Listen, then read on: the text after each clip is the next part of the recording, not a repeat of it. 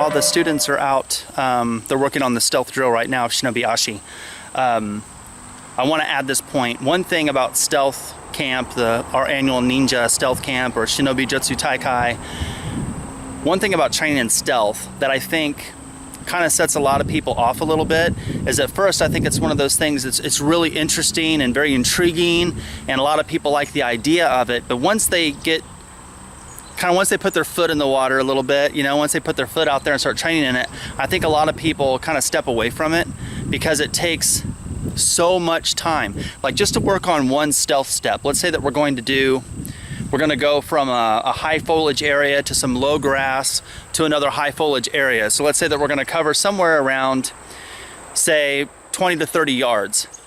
Well, that's going to take a lot of time. I could walk that in like 5 seconds, but it's going to take minutes to go from one point to the next.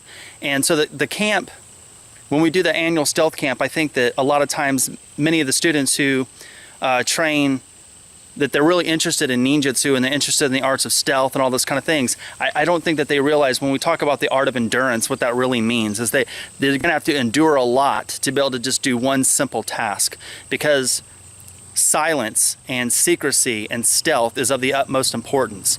And training your body to be able to do that, control your body, transfer your weight from one leg to the next, stay silent. The muscles and the muscle control that it takes to do that is not easy. And I think a lot of times people really like the idea of like punch, punch, kick, kick. They like the Kempo, they like the Jujitsu, they like the swordsmanship, the Iaijutsu. But then when it comes down to really focusing on, okay, now I want to be good with my body and the Taijutsu and Ninpo and the Shinobi Jutsu type stuff, I think that it's really good. I think they're all interested, but I don't think that they realize how hard it is. And then when we start doing it, they realize, shit, this is why most schools don't do it.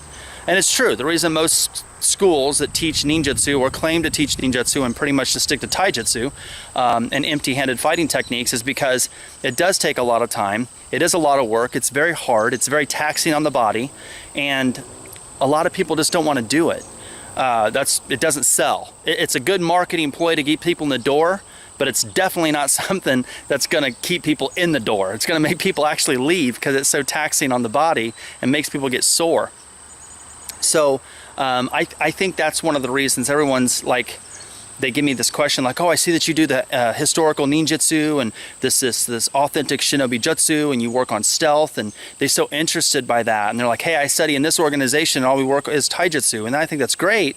But then they come over here and they're like, well, shit, I'd rather just work on empty-handed fighting, or I want to work on stick techniques. And so yeah, I can understand how a lot of schools use it as a marketing ploy to get them in, but I can also understand that most people don't want to endure what it takes to be good at this particular skill. And for me, the art of ninjutsu is very precious and very sacred in my heart, and I'm never going to get away from it. So if anybody who is truly interested in the arts of stealth, then this organization will always stay true to that. Always.